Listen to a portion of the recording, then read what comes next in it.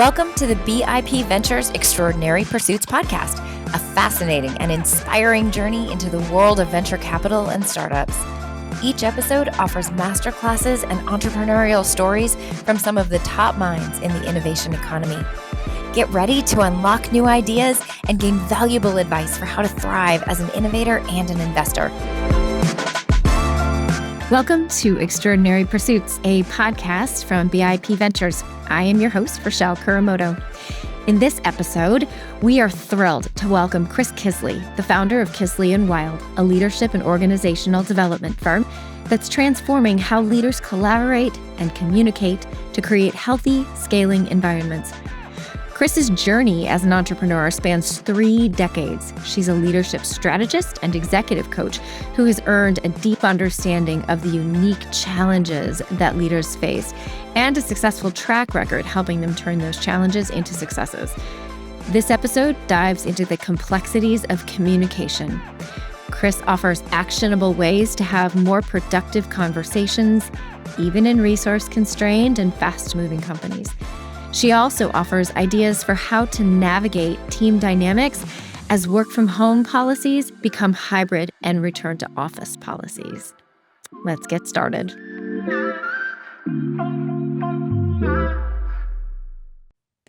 Hi, and welcome to Extraordinary Pursuits. We are kicking off 2025 with a very, very special episode with a longtime friend and colleague, Chris Kisley of Kisley Wild.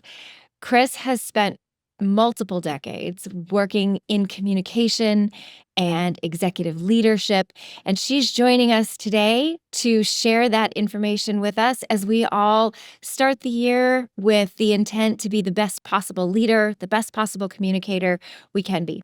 Chris, thank you so much for being here with us today. You're so welcome. Thanks for inviting me. Absolutely.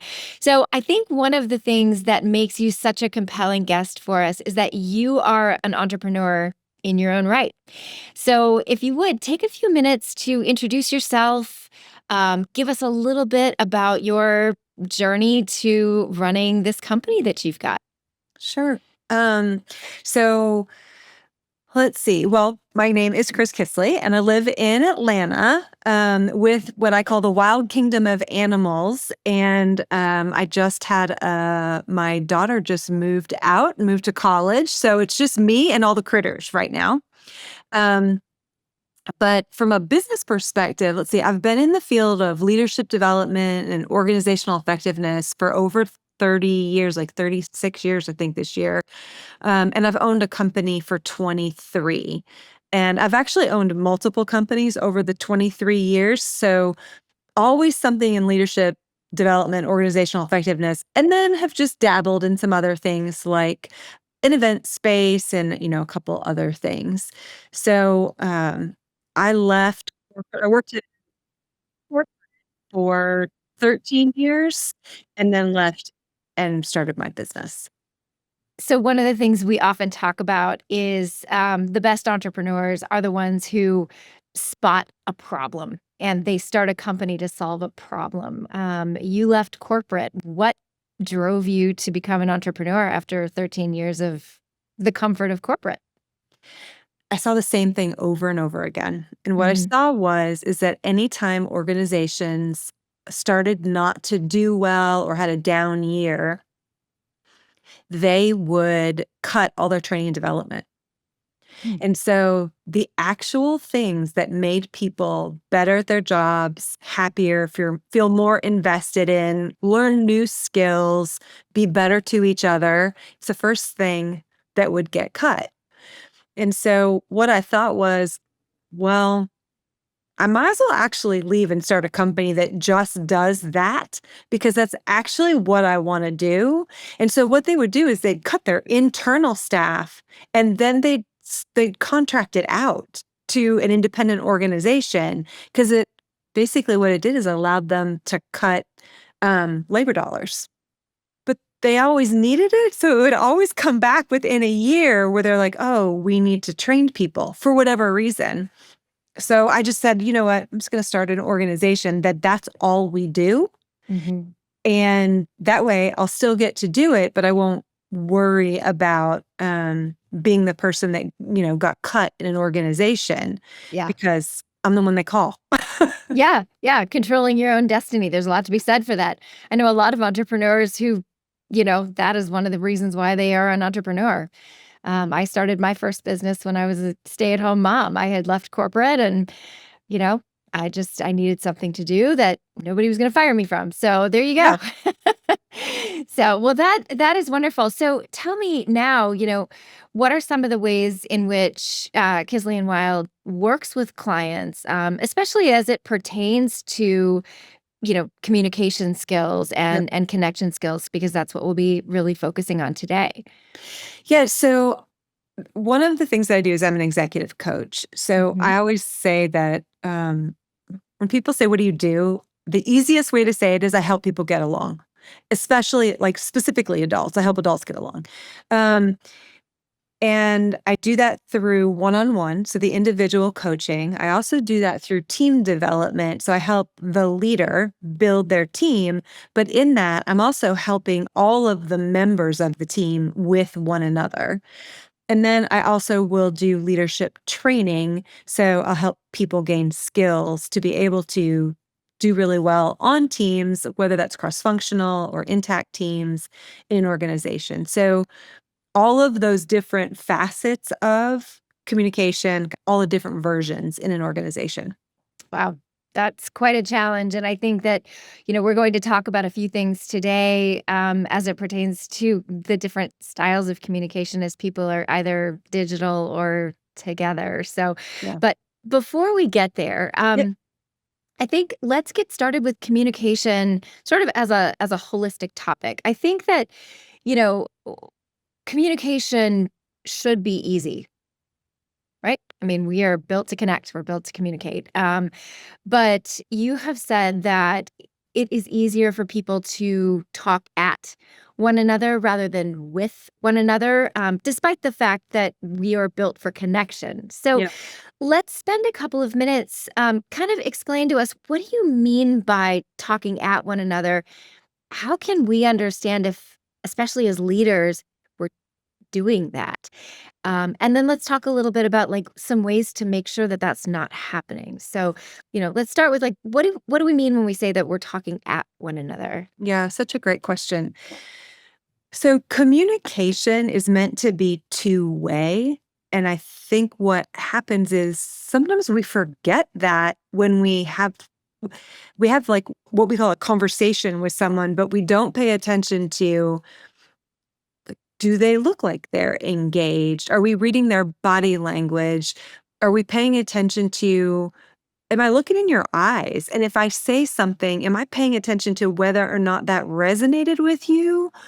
Or um, did you have a look on your face either like you didn't really understand, or I said something that was not pleasant for you to hear? And so what I see happen is people ignore it. So if they do see it, they ignore it or they're not looking for it at all. So what ends up happening then with that is that you end up talking at the person because you're not looking for the response. You're not looking for, how did that land? Did that make sense to that person? Also, how much are you talking? Because often I always heard the listen twice as much as you speak. And I Mm-hmm. think that's a really good rule. Mm-hmm. Mm-hmm. Take a breath, ask a question, check in. But we're often really excited about what we're talking about. Maybe we get passionate about it. We think we're right. There's a lot of emotion that comes behind us communicating, and sometimes we get caught up in it and don't pay attention to the fact that there's somebody else across from us. Yeah, I think you make some good points. I've heard it say, we were given two ears and one mouth for a reason, right? Yes, And I wonder, does the situation have an impact on that? And by that I mean, for we sure. work with a lot of founders who are in very, very small, in many cases, very resource constrained, tight teams moving really fast with lots and lots of consequences to the things that they're doing. Yeah. So, in a situation like that, does that actually make this challenge harder? I think if you forget that humans are humans, they're human beings, not human doings. So you Mm. can move fast with the work, but slow with people. Oh, I love that. Okay. That's a really, really good observation. And I'm sure it's based on a lot of experience and, just seeing that. So how can we know? How can we check ourselves, particularly leaders who are used to giving a lot of direction, a lot of instruction, a lot of ideas? Um, what are some ways that we can just make sure we're not talking at people? I think it's so intention. So Hmm. remind yourself, even if it's 2 minutes, like this doesn't have to take a long time, but have a couple good questions to ask yourself before Hmm. you walk into any meeting, any type meeting. And the first one is, what's my goal? So what am I trying to get done here? Hmm. And how do I want people to feel when I leave them? And if I'm paying attention to both the result, like what's the result I'm trying to get, and the relationship, we're doing these things together. I can't do them by myself. And so let me just ask myself two questions. What's my goal? And how do I want this other person to feel Hmm. when when I when I leave and they leave? So okay, so let's say a little bit more about that. What happens if you set the intention? You've got your agenda, you've got your intention, and you go in and you get started and you get the sense that what's happening on the other side of this communication equation is not going well. How do you turn it around? Because I think once you start to be intentional and attuned to how the people across from you are responding to you, you might actually become more aware that either that person is sort of thinking about their response more than they're listening to you, or, you're just not effectively communicating. I mean, are there some ways to sort of reset a situation if you see it going wrong? Yeah, absolutely. So it kind of depending on the situation, and Mhm. it depends on your relationship. So let's just say you and I know each other. Mhm. So, and we have a good relationship. And so if you and I are talking and I start to see a look on your face like you're either disagreeing or um you're kind of starting to shut down a little bit because you can kind of see that in somebody's eyes. I might say, "Hey, can we take a quick time out? Because I feel like I said something that didn't go over well. Mhm. Um, it's the story I'm telling myself anyway. Can you tell me if I'm right?" Mhm. So it's just it's basically like I'm for you. So I care about you. I care about the relationship. And so I'm checking in to see how are you. So just like, "Hey, can we take a quick time out?" The other thing you can say is, "What have you heard me say?" Or how did that come across?" Or "What makes sense about what I just said?" Or if somebody really looks like they don't agree, "Tell me what doesn't make sense about what I just said." Or "Tell me what you disagree with about Mhm. the direction I've pitched or recommended." Mhm. So, sometimes you'll find there are some people who are what I call thinking decision makers and some are feeling decision makers. And our thinking decision makers tend to be more critical. They're critical thinkers. So they'll pick out things that are wrong before they pick out things that are right.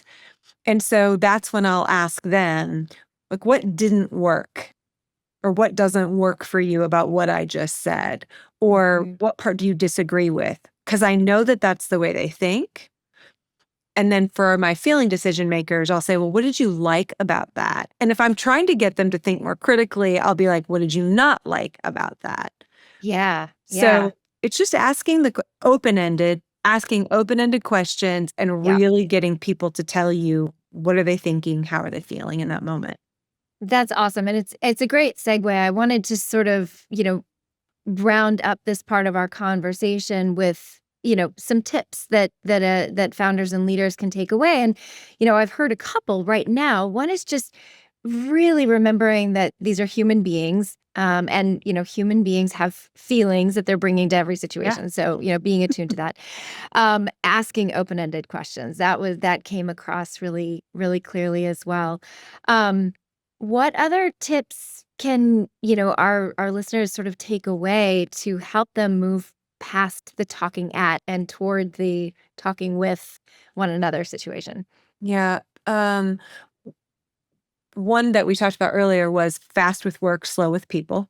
Uh-huh. And what I mean by that is really that if you are making a recommendation, giving direction, talking about things that you know are even a little bit controversial or even just a little bit touchy or tension based, to make sure you're checking in with the human while you're doing the work.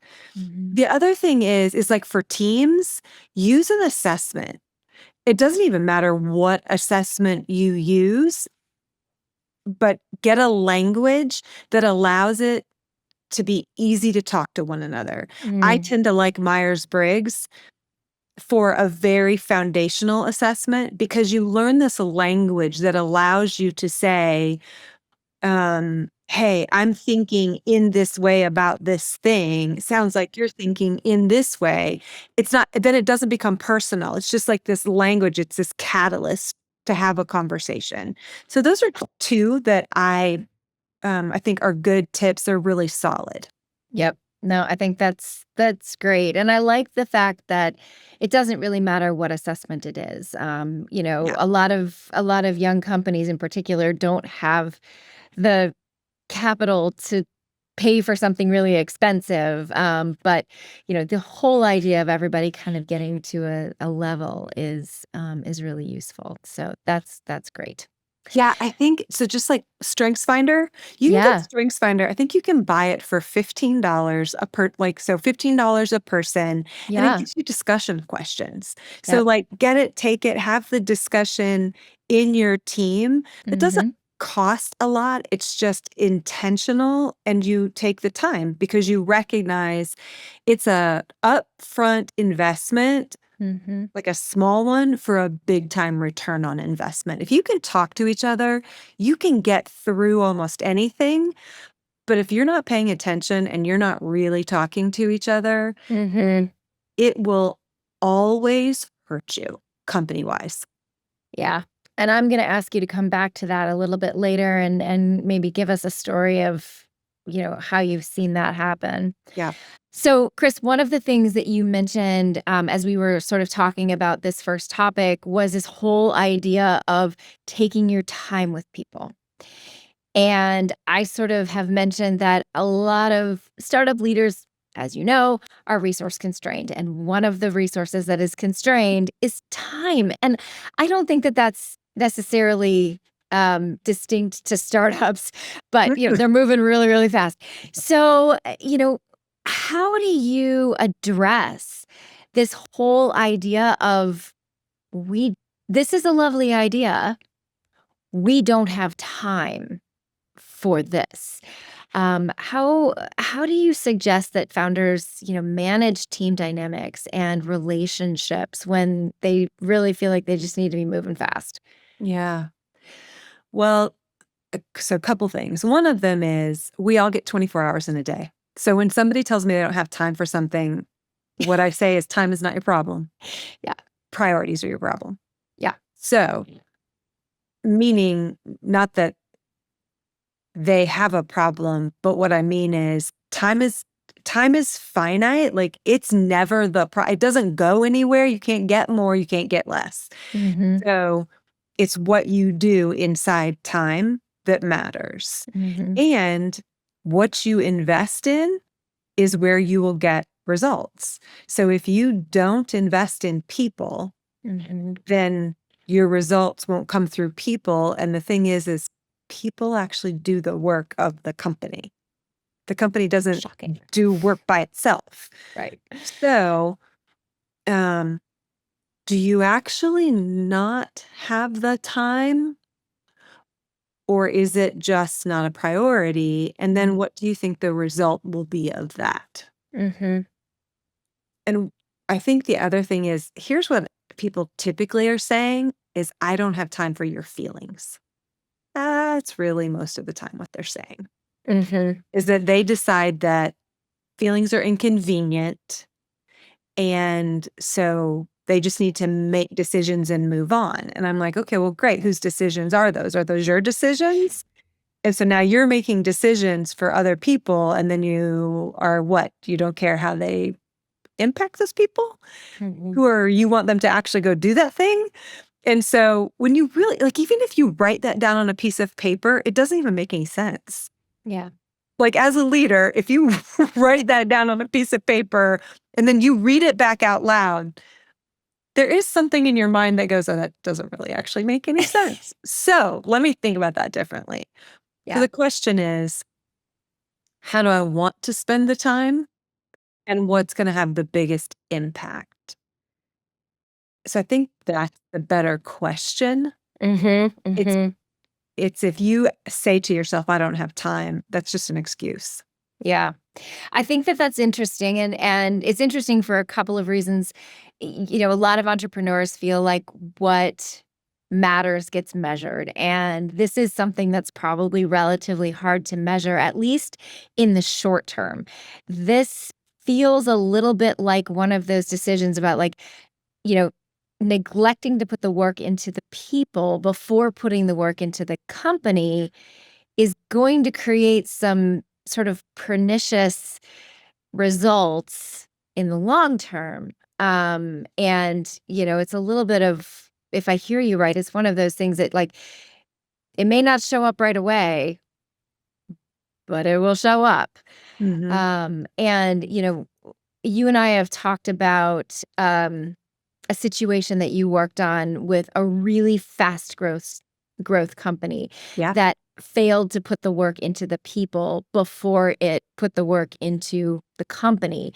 Can you give us a little bit of that story as sort of a cautionary tale of what happens if you don't do this thing? Yeah. I got called probably 4 years ago. So a friend of mine went to work for a startup, and it Mhm. was a medical back-end startup, and she said, "Hey, can you come work with our leadership team?" So CEO, COO, their CTO, there were about 7 people on the leadership team, and I was like, "Yeah, sure, happy to talk to him." Talked to the COO, and she said, "Well, we have this 3-day offsite, and we have, like, 2 hours." And I was like, "You are you have an offsite, a team offsite, and you have 2 hours to work on yourself as a team?" And she's like, "Yeah, I mean, because the work, we're just really busy." I'm like, "Okay." So I told her what I could do in 2 hours, and it was also remote. Okay. Now, so I hadn't met them before. I'd only talked to the COO, and so I started working with them, did like a 2-hour session, and then did a follow-up call, and I just said, "Hey, you're a startup." Like, I think they had gotten their Series A, Mhm. um, working towards their Series B. They were talking about how fast they were moving, how many people they were hiring, and I said, "Okay, well, it's gonna be really important for you guys to really work on." You have a lot of pressure, so working on your own team dynamic is really critical because when pressure gets high, people crack. Like, it's Mhm. normal. Like, that is a really normal thing. Tensions get high, communication gets hard. Um, like, there are all kinds of things that happen. And she said, "Well, we just don't really have time." I was like, "Okay, all right." You know? So I think a year later, they call me again, doing another 3-day offsite. This time they have 4 hours. This is no joke. So they have 4 hours. I'm like, "Okay, great." So I tell them what I can do in 4 hours, do it for them again. We have the same conversation again. Mhm. About 6 months later, the COO calls and says, "Hey, can you work with our team?" Which is the same team that my friend was on. And I was like, "Yep, great." And I worked with them actually I worked with them for a half a day.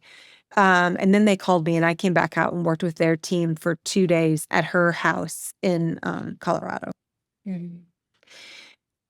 And I started to hear stuff from them where I was like, the leadership team's not doing well. And I talked to her a little bit about it. And I just said, hey, do you remember, us talking about this? Have you guys done any work? And it wasn't a judgy thing. It was just more like I heard these symptoms and I thought, like, if they don't do something, this is not good. Yeah. And at that point, they'd grown from like 12 people to 65 people. So that was like within 3 years, it grown to 65 people, starting to get clients, starting to lose clients, just like the hard part of startup. Yep. Long story short, in the next year, I started to hear more and more about the leadership team infighting. Couple people got fired, couple people got hired. And within 18 months, they had let go of everybody down to 8 people. And Wow. they have had to completely rethink about the business model. Mhm. And it was because the leadership team did not work together. They started fighting with each other and it's kind of they they ate themselves from Mm. within Mhm. because they were fighting with one another. And so they couldn't align, they couldn't talk to one another. It was rough. It was really Yeah. hard to watch. Yeah, that is really rough. There are two parts of your story that I want to just touch on. Yeah. Um, we'll go with the brief one first. You Yep. said that you saw some signs. So, you're in a fast scaling startup or, really just any growing environment. You've got a team and, you're doing the best you can, right? We have Yeah. 2 hours. That's the best we can do. Okay, this time we have 4 hours, the best we can do. At least they're trying, right? And, you are seeing some challenges, some issues. What are some of those watch outs Yeah. that, you saw that, leaders or even team members should be flagging? They talked about, not to each other. That's one of Oh, them. okay. Mhm. So they would talk to their vertical team. They wouldn't Mhm. talk to their horizontal team. Okay. So it'd basically be like me as the CTO, I'm gonna talk to my vertical team about the COO, about the CEO. Got it. So they started talking about each other. And then you knew the people that weren't performing, but the people who weren't performing weren't having those conversations about not performing. So, or they were wreaking havoc with the way they were behaving and they were negatively impacting tons of Sure. people around them. And then people Sure. were starting to quit because of that behavior, Mhm. but the behavior wasn't getting addressed. Yeah. Yeah. I think that that's a fairly, commonly discussed issue that it's, you know, if the B and C players are allowed to B and C players, it's the A players who will leave.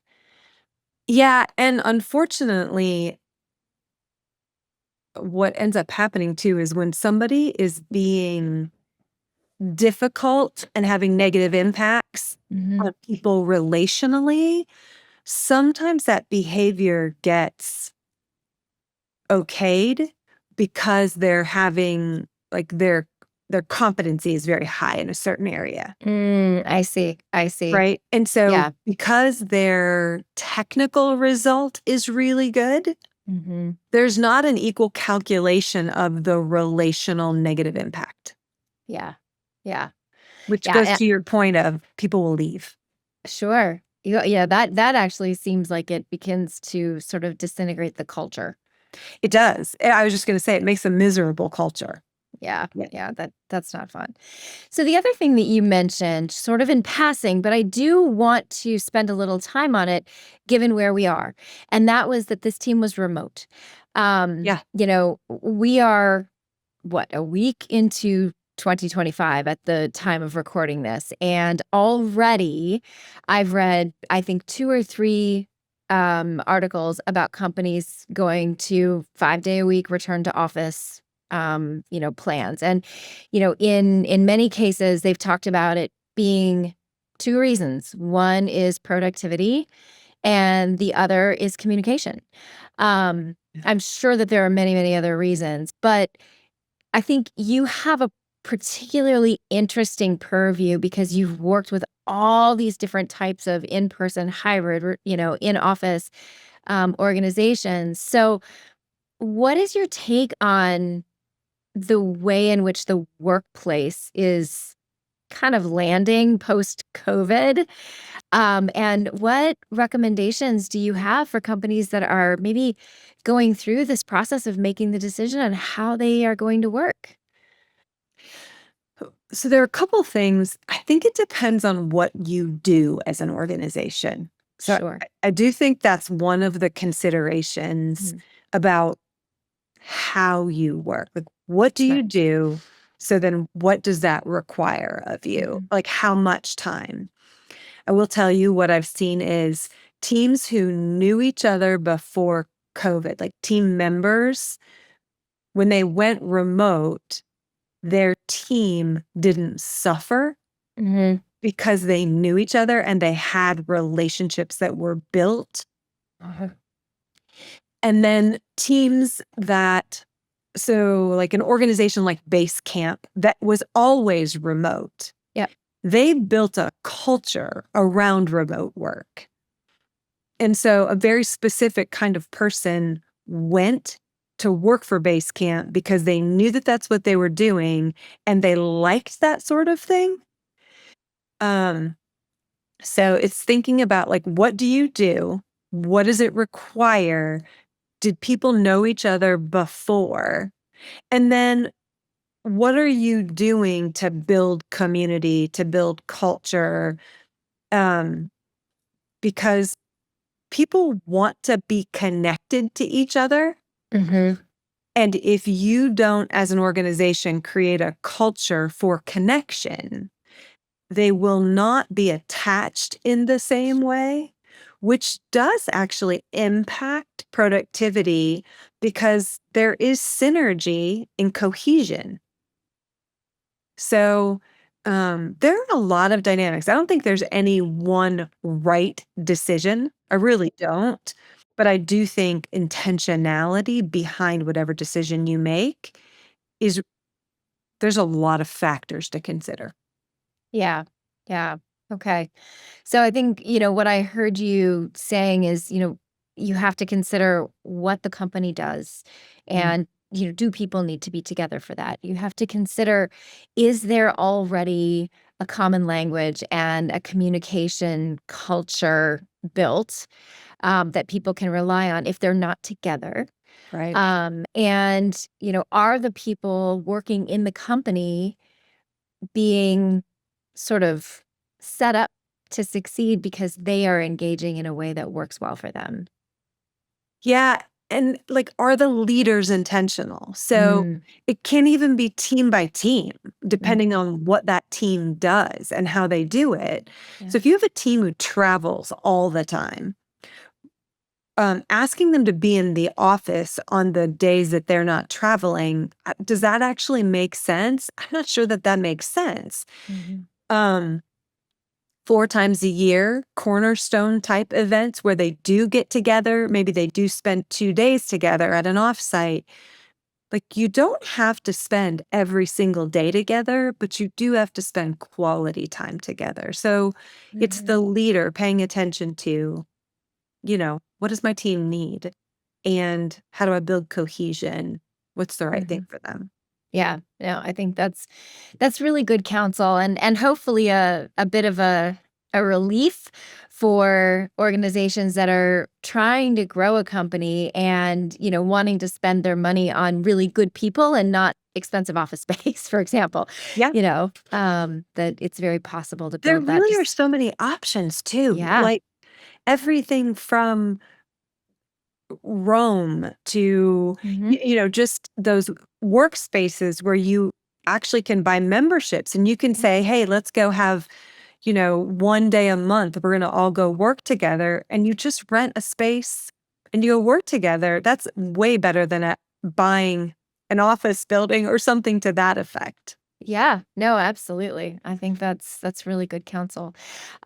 So we've had such a great conversation, and I want to be respectful of your time.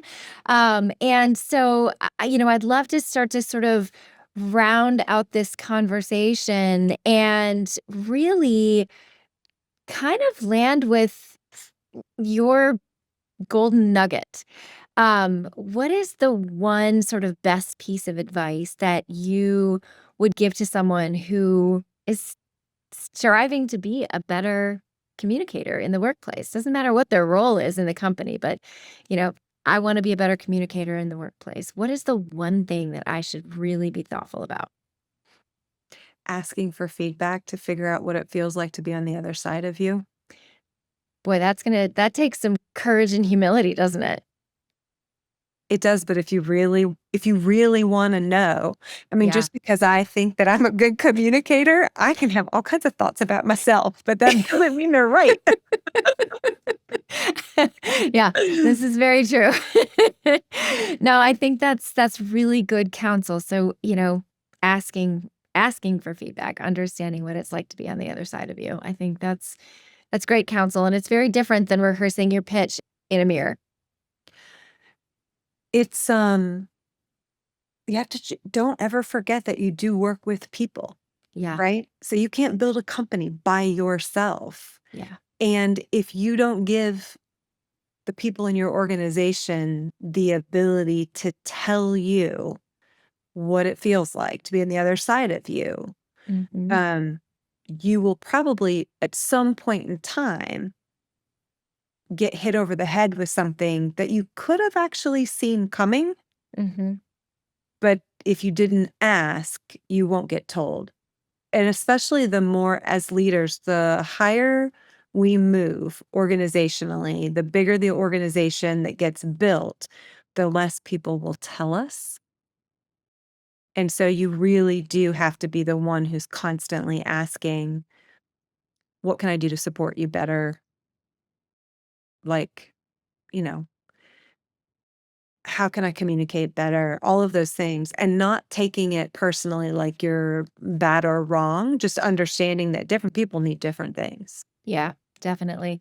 I think the other thing that I've heard as an undercurrent to the counsel that you've given us today is that there's a degree of immediacy to all of this. You have to be prepared, you have to be thoughtful, but you also have to be reading the people in the moment as you're talking. You have to be asking those questions before you get that feedback in a review or something like that. I mean, this is something that is just like communication, very constant, very fluid, very in the moment.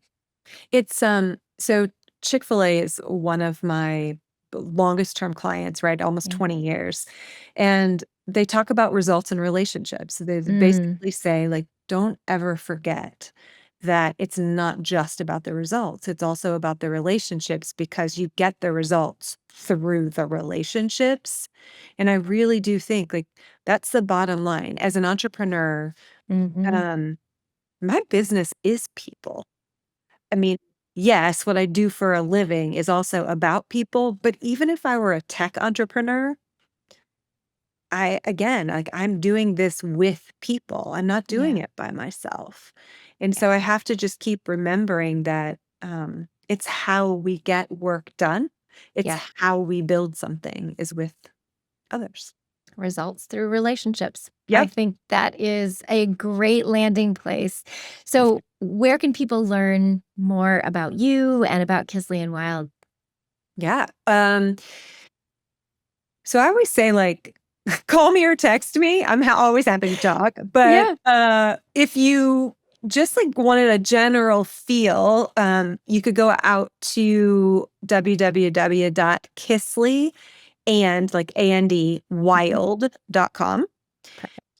And then my number's 404-358-5903. And I'm not kidding you. Like, there's nothing I love more than talking to people, brainstorming with them, and Chris at kisleyandwild.com. Sometimes people think I'm kidding. I'm not kidding. Like, text me, call me, email me. I really do love talking to people, even if it's you're like, hey, I don't know what I need, but I think I need something. Like, my favorite thing to do is to talk through things with someone and get them connected with what and who they need. If it's not me, and if I don't do something really well, I am, I want you to be successful. So that's the goal. Like, I will connect you with whoever you need to be connected to. That is as generous as I know you to be. Chris, thank you so much. This has been just an absolute pleasure. Thank you so much. I really appreciate it. Thanks for listening to the BIP Ventures Extraordinary Pursuits podcast. Check the show notes on our blog for the resources we discussed. You can find Extraordinary Pursuits on your favorite audio platform. Be sure to subscribe to the BIP Ventures YouTube channel and connect with us on LinkedIn, X, and Instagram so you get all the stories, learnings, and ideas for ways to thrive in the innovation economy. And if you liked this episode, be generous. Share it.